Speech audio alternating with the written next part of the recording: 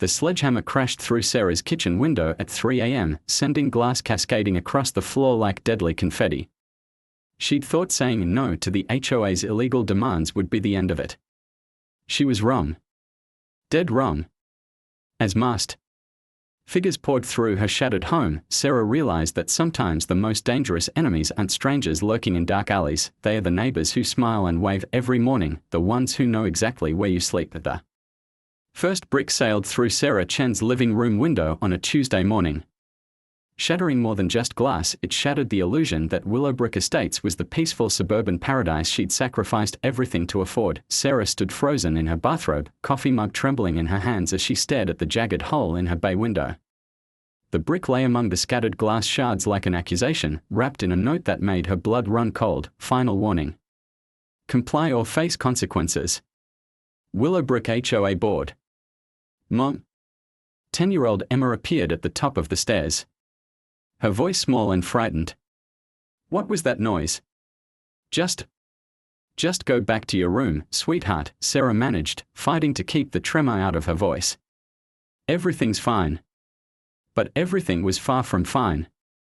This was the culmination of 6 months of psychological warfare that had begun with something as simple as a garden. It started when Sarah planted vegetables in her front yard, tomatoes, lettuce, herbs, after losing her marketing job at the tech company. With her savings dwindling and Emma to feed, every dollar mattered. The garden wasn't just practical, it was beautiful, carefully designed with neat rows and decorative borders that enhanced rather than detracted from the neighborhood's aesthetic. But Margaret Thornfield, the HOA president, saw it differently. This is a violation of our community standards, Margaret had announced at the emergency board meeting she'd called specifically to address Sarah's transgression. Margaret stood at the head of the conference table like a general addressing troops, her silver hair pulled back so tightly it seemed to stretch her features into a permanent scowl. Section 4.2 clearly states that front yards must maintain uniform landscaping consistent with neighborhood harmony. Sarah had attended that meeting armed with research, photos of similar gardens in upscale neighborhoods, and even a petition signed by 12 neighbors who supported her garden. She'd stood before the 5-member board with confidence, believing that reason would prevail. The covenant says consistent landscaping, Sarah had argued, her voice steady despite the hostile stares. It doesn't specifically prohibit gardens. And look at these photos, vegetable gardens are becoming standard in high-end communities. They increase property values and promote sustainability. Margaret's laugh had been razor-sharp. Ms. Chen, you seem to misunderstand your position here. This board doesn't negotiate with residents. We enforce standards. You have 30 days to remove the garden and restore appropriate landscaping, or face escalating fines and legal action. I'm not removing it, Sarah had replied, the words tumbling out before she could stop them. It's not harming anyone, it's feeding my daughter, and frankly, it's none of your business what I grow on my own property. The temperature in the room had dropped 10 degrees. Margaret's eyes had narrowed to slits, and Sarah had seen something that made her stomach clench, not just disapproval, but genuine hatred. Is that your final answer, Ms. Chen? Yes. It is. That had been 3 months ago. Since then, her life had become a carefully orchestrated nightmare. First came the fines, $50 a week that escalated to $200, then $500. When Sarah refused to pay, citing the lack of specific language in the covenants, the harassment began. In earnest, her trash cans were knocked over every collection day. Her car was accidentally blocked in her driveway by board members' vehicles. The community newsletter began featuring articles about problem residents and neighborhood decay with thinly veiled references to her situation, but Margaret's masterstroke was turning the neighbors against her. She's bringing down all our property values, Sarah overheard Janet Williams telling a group of women at the community mailbox. Margaret says if we don't stop this now, the whole neighborhood will turn into some kind of commune.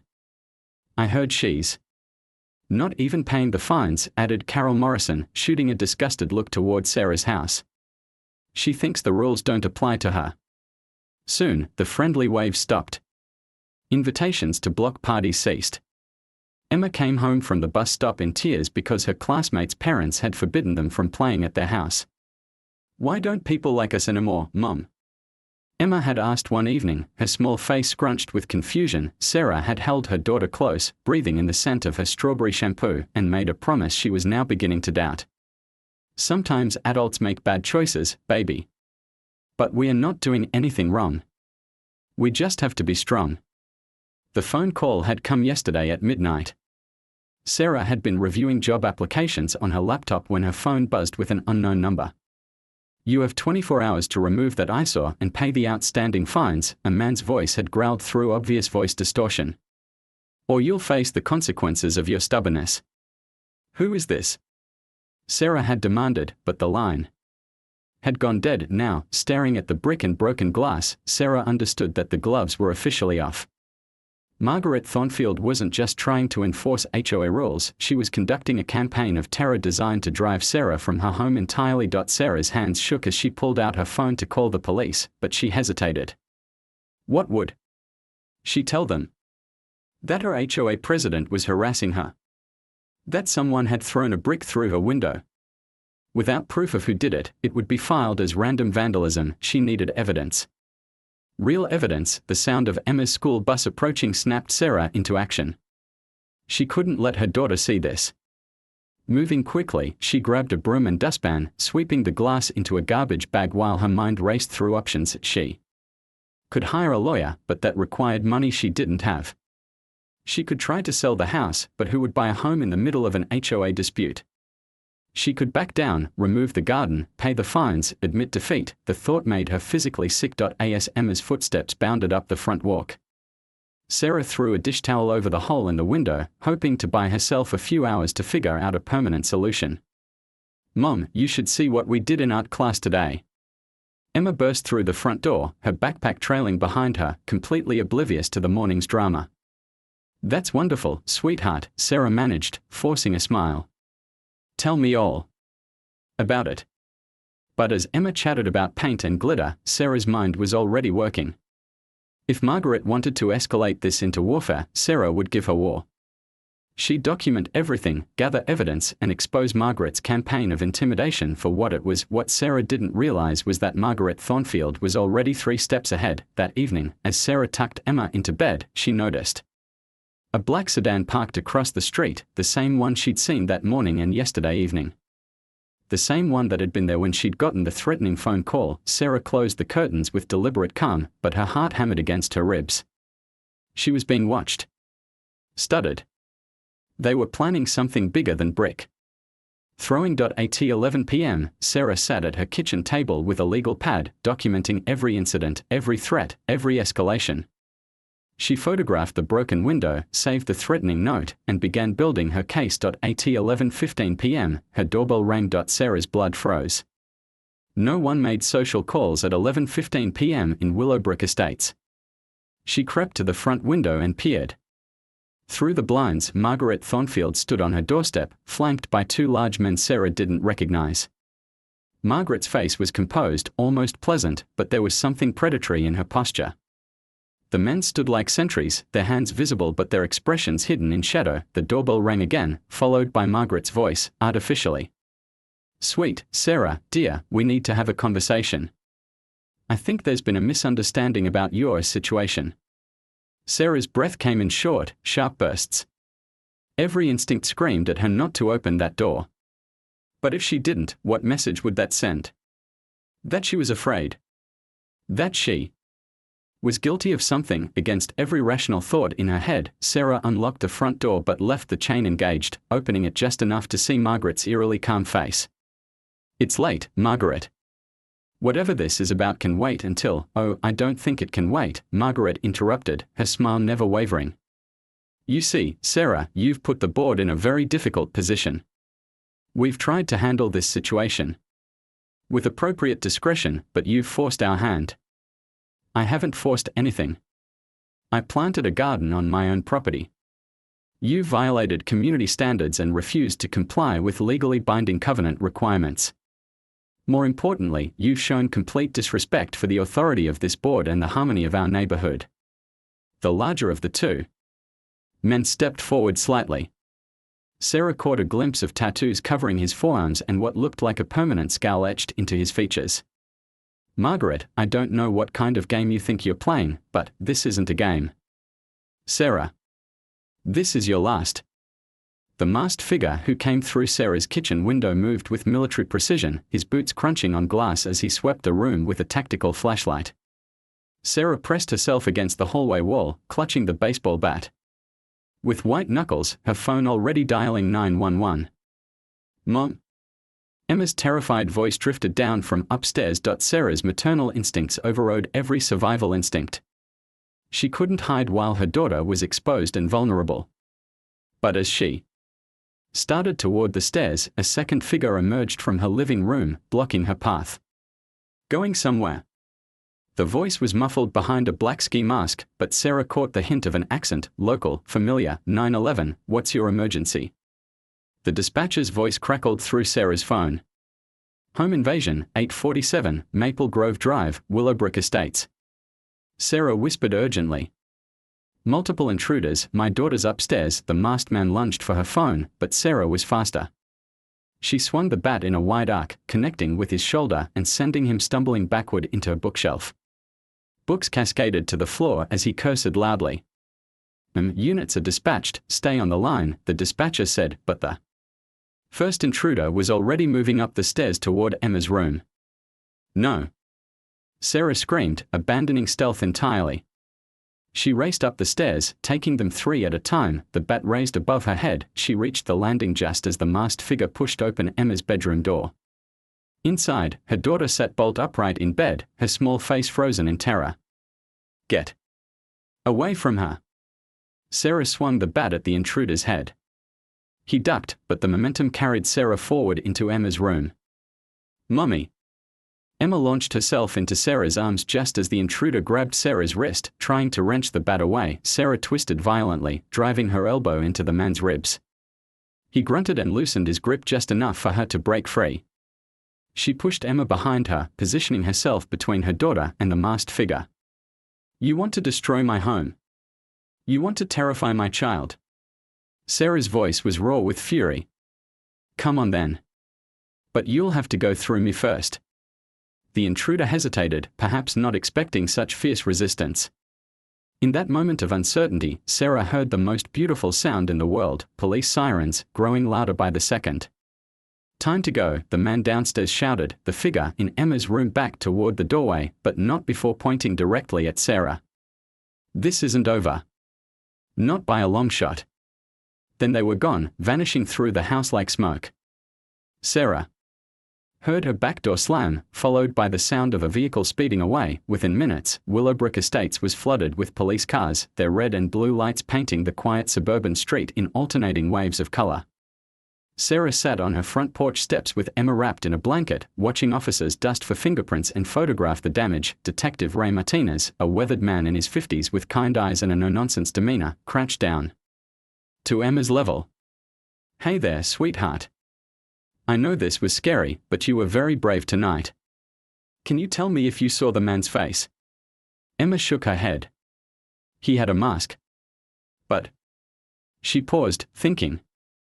He smelled like the man who cuts Mrs. Thornfield's grass. Sarah's blood chilled.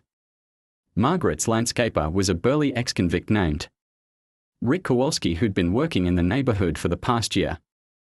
She'd seen him around Margaret's house constantly, always seeming to have projects that required him to linger longer than necessary. Detective Martinez caught Sarah's expression. That means something to you. Maybe. Margaret Thornfield is the HOA president. She's been. Sarah struggled to find words that wouldn't make her sound paranoid. We've been having a dispute. She came by earlier tonight with 2 men I didn't recognize. Made threats. What kind of threats? Sarah pulled out her phone, her hands still trembling slightly. I recorded part of the conversation. She said there would be consequences if I didn't comply with her demands. She specifically mentioned Emma, said she hoped Emma's sense of security wouldn't be affected by all this unpleasantness. Detective Martinez's expression hardened as he listened to the recording. When Margaret's voice delivered the veiled threat about Emma, he looked up sharply. This woman is your HOA president? Yes. This whole thing started because I planted a vegetable garden in my front yard. She's been escalating the harassment for months. Another officer approached, Sergeant Williams, according to his name tag. He was younger than Martinez, with the eager energy of someone still new enough to the job to be surprised by human cruelty. Detective, we found something interesting. He held up a clear evidence bag containing a cell phone. One of the intruders dropped this on his way out the back door. Tech says they can probably recover deleted data, maybe even GPS tracking. Detective Martinez stood up, his demeanor shifting from sympathetic to predatory. Miss Chen, I want you and Emma to pack some clothes. You're not staying here tonight. Where are we supposed to go? I can't afford a hotel, and my sister lives 3 states away. You have somewhere safe you can stay. A friend, relative, anyone. Sarah's mind raced through her options. Most of her friends lived in the same neighborhood and had already been turned against her by Margaret's whisper campaign. Her parents were deceased, and her ex-husband was worse than useless. There's my friend Kim. She lives about 20 minutes away in Riverside. But I can't just call her, Detective Martinez said firmly. This isn't random, Ms. Chen. Someone wanted to send you a very specific message tonight. Until we figure out who and why, you need to be somewhere they can't find you. As Sarah reluctantly dialed Kim's number, Detective Martinez pulled Sergeant Williams aside. Sarah couldn't hear their full conversation, but she caught fragments. Coordinated attack. HOA president with connections. Need to move fast before they destroy evidence. Kim Reyes arrived within 30 minutes, her dark hair pulled into a messy ponytail and her face creased with worry. She'd been Sarah's closest friend since college, the one person who'd stood by her through the divorce, the job loss, and now this nightmare. Jesus, Sarah, what the hell is going on? Kim wrapped her in a fierce hug while Emma clung to both of them. HOA politics gone psychotic, Sarah said, surprised by how bitter her laugh sounded. As they loaded overnight bags into Kim's car, Detective Martinez handed Sarah his card. I want you to document everything, every interaction you've had with this Thornfield woman, every incident of harassment, every threat. We are going to build a case that puts whoever did this away for a long time. You think it was really her? Margaret. I think your HOA president has some very dangerous friends, and I think she's been planning this for a lot longer than you realize. The drive to Kim's house passed in a blur of streetlights and Emma's quiet sniffling from the backseat. Kim lived in a modest ranch house in an older neighborhood where people actually talked to each other, and HOAs were unheard of. You can stay as long as you need, Kim said as she made up the couch for Sarah. Emma was already asleep in the guest bedroom, exhausted by terror and adrenaline. But Sarah, you can't go back to that house. Not after tonight. I can't just abandon my home. It's all Emma and I have left. What good is a home if you're not safe in it? Sarah didn't have an answer for that. She lay awake on Kim's couch for hours, staring at the ceiling and replaying every moment of the evening. The intruders had moved through her house like they knew the layout. They'd targeted Emma's room specifically.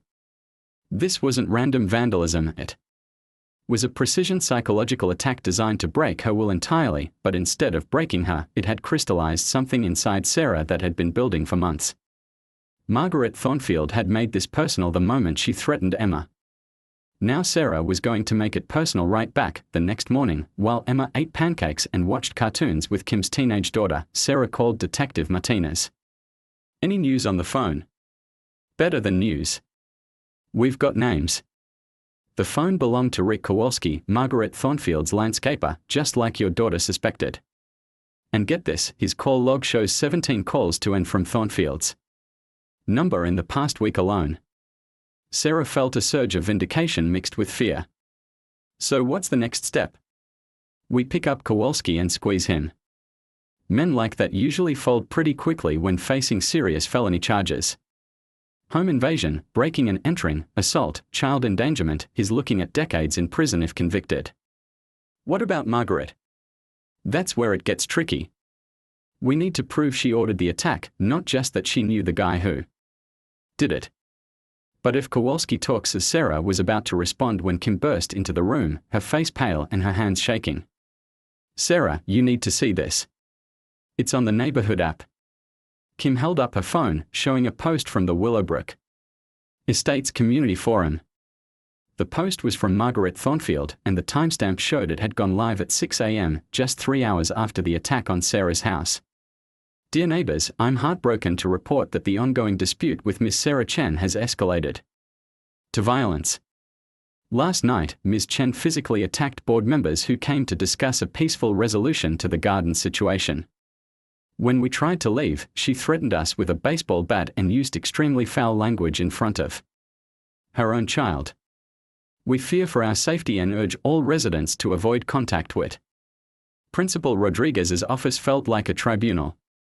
Sarah sat across from the stern-faced woman while Emma fidgeted in the chair beside her, confusion and fear radiating from her small frame. Behind the principal's desk hung certificates and awards. That normally would have been reassuring, now they felt like weapons aimed at Sarah's credibility as a mother. Miss Chen, we received a call this morning from Child Protective Services, Principal Rodriguez began, her voice carefully neutral. There are allegations that Emma has been exposed to violence in the home, that you've been involving her in adult conflicts, and that she may not be safe in your custody. Sarah's world tilted. That's completely false. Who made these allegations? The report came from multiple community members who claim to have witnessed concerning behavior. There are also photographs. Principal Rodriguez turned her computer screen toward Sarah. The photos made her stomach lurch. The first showed Sarah holding the baseball bat outside her front door, but the angle made it look like she was threatening someone off camera rather than defending her home. The second showed the broken window, but the accompanying text described it as damage caused during Sarah's violent outburst. These photos were taken out of context, Sarah said, fighting to keep her voice steady. My home was broken into last night.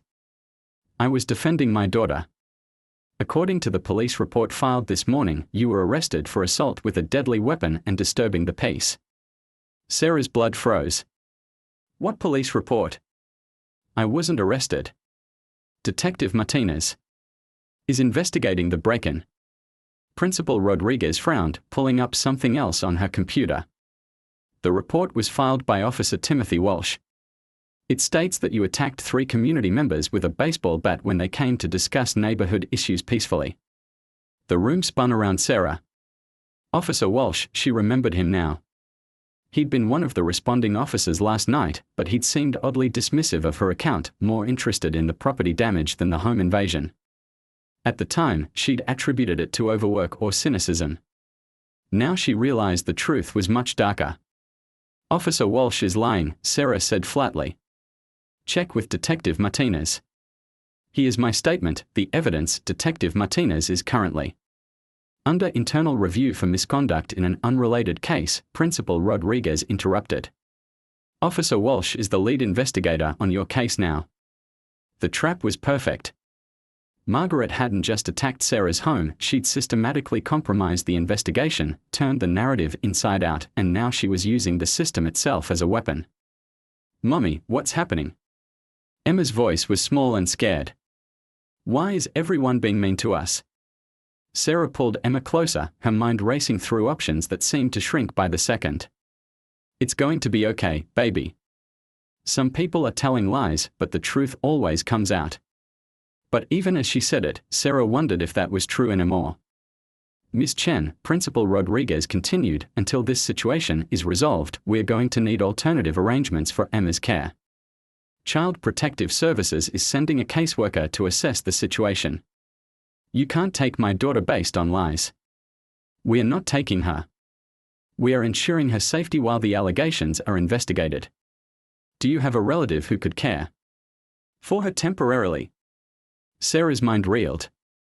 Her sister lived in Oregon, her parents were dead, and her ex-husband was more likely to make things worse than better. But there was Kim, faithful, loyal Kim who'd already opened her home to them. My friend Kim Reyes. Emma knows her well, she's been caring for her while I've been dealing with this situation. Principal Rodriguez made notes on a legal pad. We'll need to contact Ms. Reyes for a background check and home inspection. In the meantime, Emma can stay with her, but there will be supervised visitation only for you until the investigation concludes.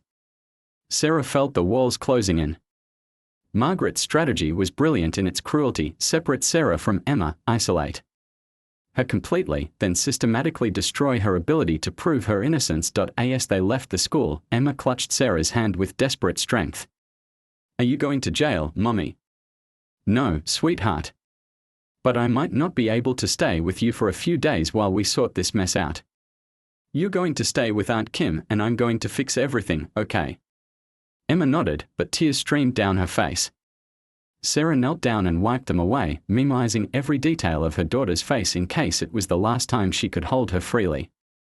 "Listen to me, Emma.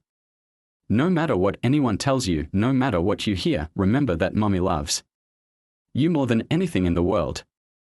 And sometimes, when people are scared or jealous, they tell lies about good people. But lies can't change the truth, and the truth is that we are going to be okay." The drive to Kim's house was a blur of phone calls and mounting panic. Sarah tried calling Detective Martinez, but his voicemail said he was unavailable indefinitely. Her lawyer's office, the same one that had handled her divorce, informed her that they couldn't take on a case involving potential criminal charges. By the time they reached Kim's house, Sarah had left desperate messages with 3 other attorneys and was Googling emergency custody lawyers on her phone. Kim met them at the door, her face grim. "The CPS worker is already here. She's been waiting for 20 minutes. Linda Patterson, the caseworker, was a tired-looking woman in her 40s. Who'd clearly seen too much human misery to be shocked by anything. She sat at Kim's kitchen table with a thick folder and a tablet, her expression professionally neutral. "Ms. Chen, I need to ask you some questions about the allegations against you. These are serious charges: domestic violence, child endangerment, destruction of property." "None of those charges are real," Sarah said, sitting across from her. "This is a coordinated attack by my HOA president because I wouldn't remove a vegetable garden from my front yard." Linda's eyebrows rose slightly. "A vegetable garden?" For the next hour, Sarah laid out the entire story: the garden, the escalating harassment, Margaret's threats, the home invasion. She showed Linda the recording of Margaret's veiled threat, the photos of the broken window, the timeline of incidents she'd documented. Linda listened without interruption, occasionally making notes. When Sarah finished, she was quiet for a long moment. "Ms. Chen, I've been doing this job for 15 years.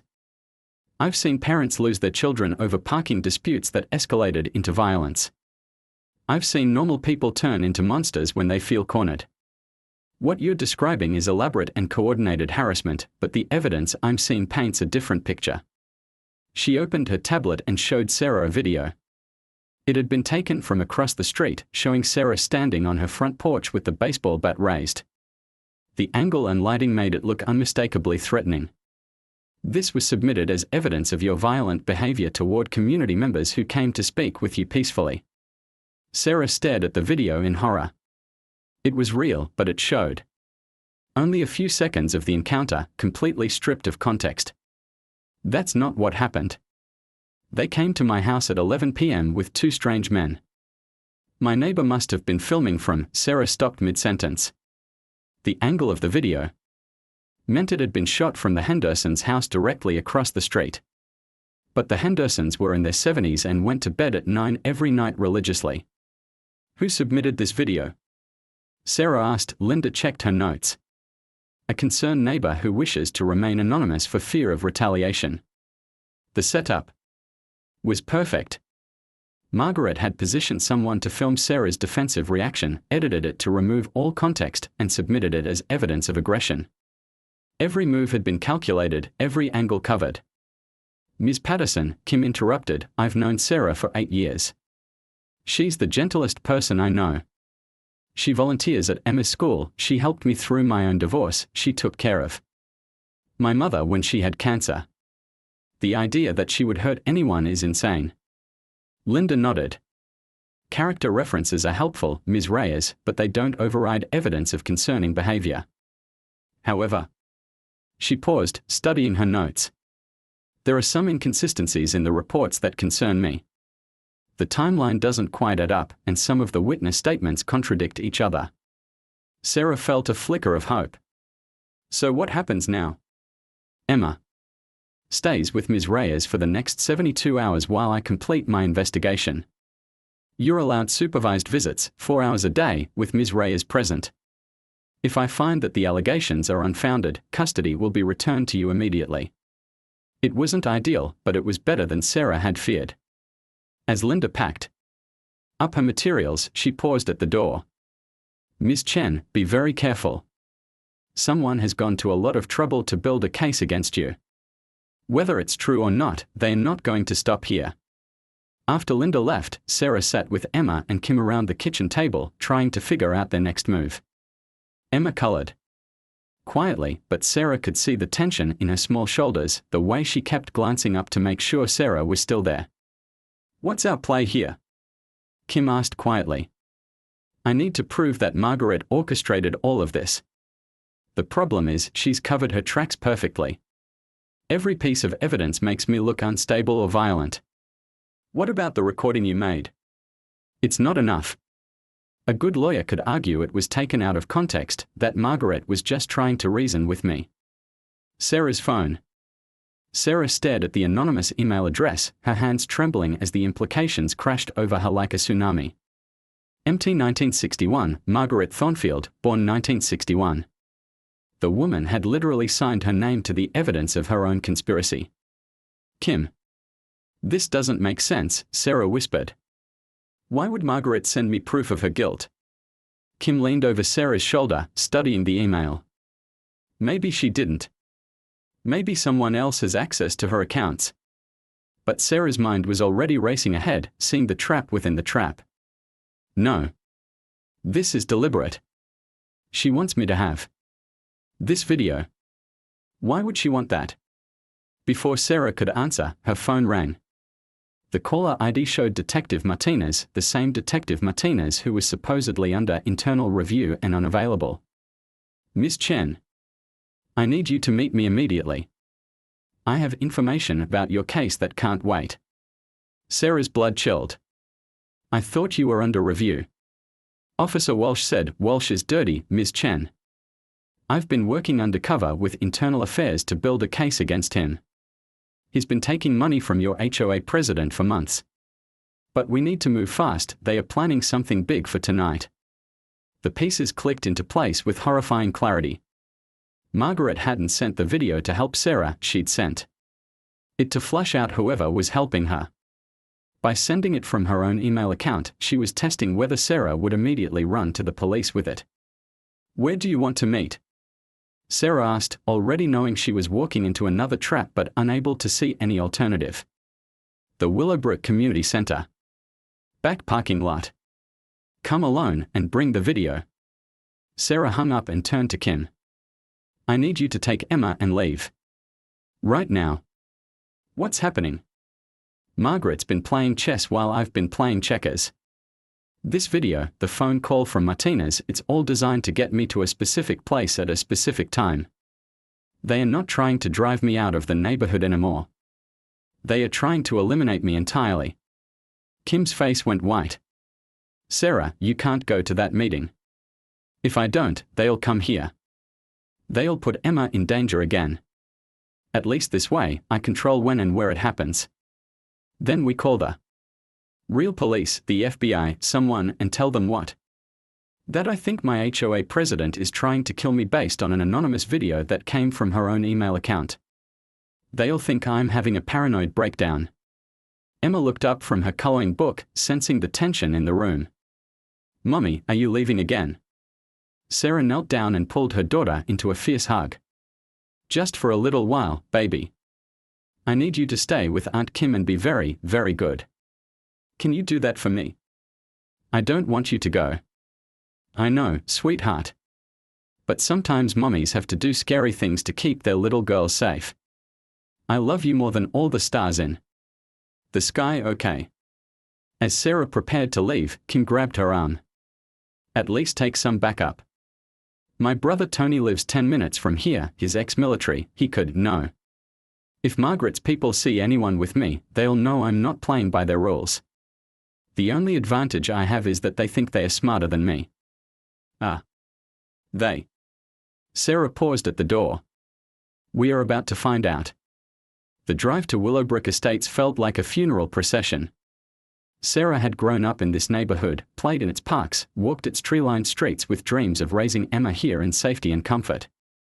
Now those same streets felt like a maze designed to trap her. The community center parking lot was empty except for two vehicles, a police cruiser and Margaret's silver Mercedes. Sarah parked at the far end, keeping her car between herself and the other vehicles, and checked her phone one more time. She'd already uploaded copies of everything to multiple cloud storage accounts, sent duplicates to Kim, and programmed her phone to automatically call 911 if she didn't check in within 2 hours. If Margaret wanted to play elaborate games, Sarah would make sure there were consequences for all players. Detective Martinez emerged from the police cruiser as Sarah approached. In the dim parking lot lighting, he looked older than she remembered. More worn down. But his eyes were alert and focused. Ms. Chen. Thank you for coming. I know you have no reason to trust anyone right now. You're right. I don't. So let's make this quick. Margaret Thornfield stepped out from behind her Mercedes like a theater director making an entrance. She wore an elegant coat despite the warm evening, and her silver hair was perfectly styled as always. But there was something different about her posture, a predatory satisfaction that made Sarah's skin crawl. Sarah, dear. So good of you to join us. I was beginning to think you'd lost your nerve. Cut the act, Margaret. We all know why we're here. Margaret's smile was razor-sharp. Do we? Because I'm not entirely sure you understand the scope of what you've stumbled into. Detective Martinez stepped between them. Miss Thornfield, you're under arrest for conspiracy, harassment, filing false police reports. Margaret's laugh cut him off. Oh, Ray. You still don't get it, do you? She pulled out her phone and pressed a button. Within seconds, Sarah heard the sound of multiple vehicles approaching. 3 black SUVs pulled into the parking lot, positioning themselves to block all exits. Detective Martinez isn't here to arrest me, Sarah. He's here to clean up the mess you've made. Sarah's world tilted as armed men in tactical gear emerged from the SUVs. These weren't police officers, they moved with military precision, their faces hidden behind masks that looked eerily similar to the ones worn by the intruders in her home. You see, Margaret continued, her voice taking on the tone of a professor delivering a lecture, Willowbrook Estates isn't just a neighborhood. It's a testing ground. A pilot program for a much larger initiative involving community control, behavioral modification, and social engineering. Detective Martinez had his hand on his weapon, but Sarah noticed he hadn't drawn it. His eyes darted between Margaret and the tactical team, and she realized with horror that he was genuinely surprised by this development. The HOA structure was perfect, Margaret went on. Legal authority over residents' daily lives, minimal oversight, and built-in enforcement mechanisms. We've been refining the process for 3 years, learning how to identify and neutralize resistance before it can spread. Who's we? Sarah demanded. Does it matter? Corporate interests, government agencies, private military contractors, everyone benefits from communities that self-regulate and eliminate troublemakers before they become problems. The tactical team had formed a loose circle around them. Sarah counted at least 8 armed men, all with their weapons trained on her and Martinez. You were supposed to be simple, Margaret continued. A single mother, financially vulnerable, socially isolated. You should have folded after the first round of fines. But you kept fighting, kept documenting, kept trying to expose what you thought was just an overzealous HOA board. Sarah's phone buzzed in her pocket, the anonymous email alert she'd set up was triggering. Someone was trying to send her another message. So you decided to escalate to home invasion and framing me for child abuse. I decided to turn you into a cautionary tale.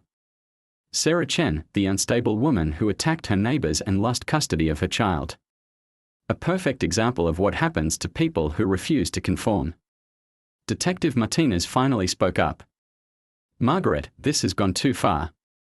I agreed to help discredit her testimony, maybe plant some evidence, but this, he gestured at the tactical team. This is murder. Margaret's expression didn't change. No, Ray. This is evolution. Communities that can't self-regulate get regulated by force. Sarah's death will be tragic but necessary, a disturbed woman who attacked a police officer and had to be put down in self-defense. Sarah's mind raced through options. The tactical team was professional, but they were spread out in the open. Parking lot. The community center building was about 30 yards away, with multiple entrances and exit points. If she could reach it, there's just one problem with your plan, Sarah said, pulling out her phone. Oh? What's that? I'm not the only one who knows what you are. Sarah held up her phone, showing the live stream she'd been broadcasting since she arrived. The viewer count showed 47 people watching in real time, including several local news outlets she'd contacted earlier. Margaret's composure cracked for the first time.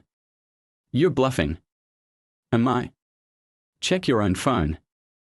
I sent the video you gave me to every major news station in the state 20 minutes ago, along with my location and the time of this meeting. If I don't walk out of here alive, the whole world will know exactly who's responsible. The tactical team leader spoke into his comm unit, and Sarah caught fragments, compromised, abort scenario, too much exposure, but Margaret wasn't backing down. Her face had transformed into something inhuman, all pretense of civility stripped away. Kill the stream, she ordered. One of the tactical team members raised what looked like a signal jamming device, but Sarah was already moving. She sprinted toward the community center, her phone held high to keep the stream active as long as possible. Gunshots erupted behind her. Sarah heard Detective Martinez shout something, followed by more gunfire and the squeal of tires. She reached the community center and dove through the main entrance just as the building's windows exploded inward from suppressed rifle rounds. Sarah crawled through the lobby on her hands and knees, her phone now showing connection lost but still recording locally. She could hear tactical boots on pavement. OU.